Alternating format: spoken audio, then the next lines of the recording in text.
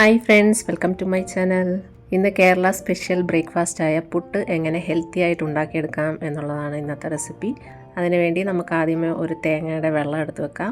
അതൊരു പാത്രത്തിലേക്ക് ഒഴിച്ചു കൊടുത്ത് അതിലേക്ക് കുറച്ച് ഉപ്പിട്ട് കൊടുക്കാം. ഇനി തിരിങ്ങിയ തേങ്ങ ഇതിലേക്ക് ചേർത്ത് നല്ലതുപോലെ ഞവിടി അതിൻ്റെ പാലൊക്കെ ഒന്ന് പിഴിഞ്ഞെടുക്കാം. പുട്ടിൻ്റെ മാവ് കുഴയ്ക്കാൻ ആവശ്യത്തിനുള്ള വെള്ളം മാത്രമേ നമ്മൾ ഇതിലേക്ക് ചേർത്ത് കൊടുക്കാൻ പാടുള്ളൂ. ചെറിയ ചൂടുവെള്ളം ചേർത്ത് കൊടുത്താലും നമുക്ക് തേങ്ങാപ്പാൽ മുഴുവനായിട്ടും പിഴിഞ്ഞെടുക്കാൻ പറ്റുന്നതാണ്. എല്ലാ കൂട്ടുകാരും വീഡിയോ ഒക്കെ സ്കിപ്പ് ചെയ്യാതെ അവസാനം വരെയൊക്കെ ഒന്ന് കണ്ട് സപ്പോർട്ട് ചെയ്യണേ. വീഡിയോ ഇഷ്ടമായാൽ ലൈക്ക് ചെയ്യാനും കമൻറ്റ് ചെയ്യാനും ഷെയർ ചെയ്യാനും മറന്നു പോകരുത്. ആദ്യമായിട്ട് കാണുന്ന കൂട്ടുകാരാണെങ്കിൽ സബ്സ്ക്രൈബും കൂടെ ചെയ്തൊന്ന് സപ്പോർട്ട് ചെയ്യണേ. ഇപ്പം നമ്മൾ തേങ്ങാപ്പാലെല്ലാം പിഴിഞ്ഞെടുത്തിട്ടുണ്ട്. ഇനി ഇതിലേക്ക് കുറച്ച് അരിപ്പൊടി ചേർത്ത് കൊടുക്കാം, കുറച്ച് റവ ചേർത്ത് കൊടുക്കാം, കുറച്ച് ഗോതമ്പ് പൊടിയും ചേർത്ത് കൊടുത്തിട്ടുണ്ട്. ഇനി ഇതിലേക്ക് നമുക്ക് കുറച്ച് കോൺഫ്ലേക്സ് ഒന്ന് ക്രഷ് ചെയ്തെടുക്കാം. ഇപ്പോൾ കോൺഫ്ലേക്സ് ക്രഷ് ചെയ്തെടുത്തുകൊണ്ട് വന്നിട്ടുണ്ട്. ഇതും നമുക്ക് ഈ പുട്ടിൻ്റെ മിക്സിലേക്ക് ചേർത്ത് കൊടുക്കാം. ഇതെല്ലാം ചേർത്ത് കൊടുത്ത ശേഷം നമുക്കിതെല്ലാം നല്ലതുപോലെ ഒന്ന് മിക്സ് ചെയ്തെടുക്കാം. ഇവിടെ ഞാൻ അരിപ്പൊടി കുറച്ച് കൂടുതൽ എടുത്തിട്ടുണ്ട്. ബാക്കിയെല്ലാം കുറേശ്ശെയാണ് ചേർത്ത് കൊടുത്തത്. ഇത് നിങ്ങളുടെ ഇഷ്ടത്തിനനുസരിച്ച് ഓരോ പൊടികളും ചേർത്ത് കൊടുക്കാവുന്നതാണ്. ഇനി ഇതെല്ലാം നല്ലതുപോലെ ഒന്ന് കട്ടയില്ലാതെ നല്ലതുപോലെ ഒന്ന് മിക്സ് ചെയ്തെടുക്കാം. മാവെല്ലാം മിക്സ് ചെയ്ത ശേഷം ഒരു 10 മിനിറ്റ് നമ്മളിത് മാറ്റി വെക്കുകയാണെങ്കിൽ മാവെല്ലാം നല്ലതുപോലെ സോഫ്റ്റായി വരുന്നതാണ്.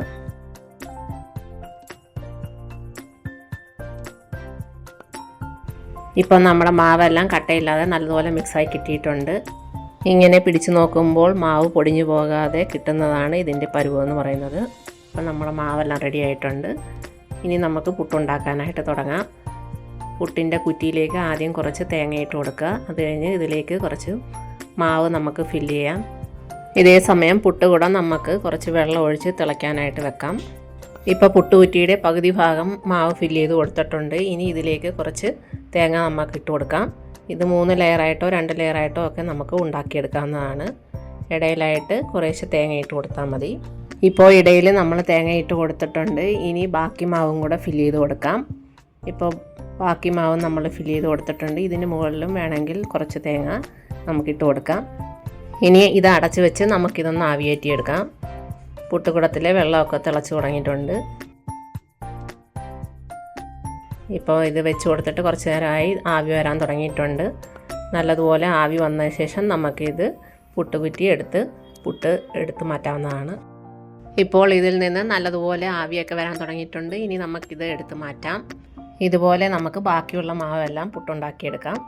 അങ്ങനെ നമ്മൾ പുട്ടുകുറ്റി എടുത്ത് മാറ്റിയിട്ടുണ്ട്. ഇനി ഇതിൽ നിന്ന് പുട്ട് നമുക്ക് കുത്തിയെടുക്കാം.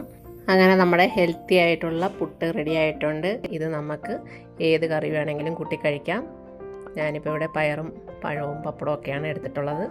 എല്ലാ കൂട്ടുകാർക്കും ഈ വീഡിയോ ഒക്കെ ഇഷ്ടമായെന്ന് കരുതുന്നു. ഇഷ്ടമായ ലൈക്ക് ചെയ്യാൻ മറക്കരുത്. ഇനി മറ്റൊരു വീഡിയോ ആയിട്ട് വരുന്നവരേക്കും എല്ലാവർക്കും bye. Thank you for watching.